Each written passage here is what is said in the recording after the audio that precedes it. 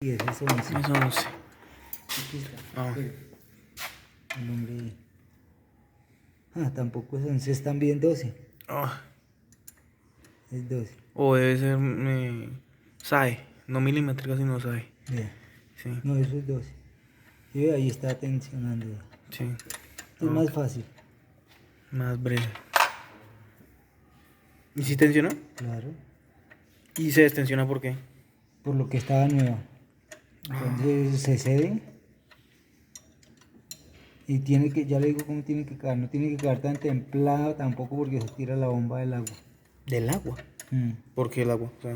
Porque esta es la bomba del agua, esta de aquí. Ah, ok, o sea, esas poleas. Entonces la daña. Ah, ok, o sea, la polea, esa polea Queda haciendo cumple mucha varias fuerza. funciones. Sí. De ahí tiene que quedar. Tóquele y lo verá cómo está, ahora cómo está. A ver, sí. Y entonces ahora sí, ya como esta no necesita palo, es más fácil. Entonces la deja ahí y luego la templa acá, la aprieta.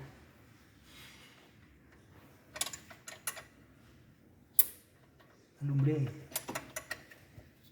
Eso.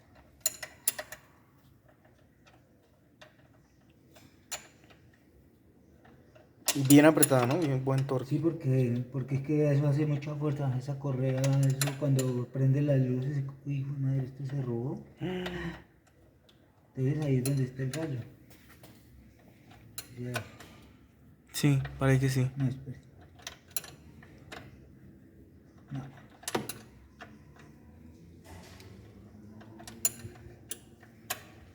No, ahí aprieta. ¿Seguro? Sí. Igual el testigo de eso es el sonido. Ah, Y suena porque patina. sí. Y cuando le cayó aceite a eso también, ¿no cree? No. Pero igual eso. Y igual como le digo, esta tiene mucho más seguridad porque Sí, con un tornillo ahí teniéndola.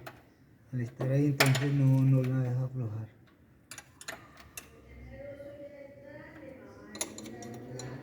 Ahí. Y le prendemos a ver cómo queda.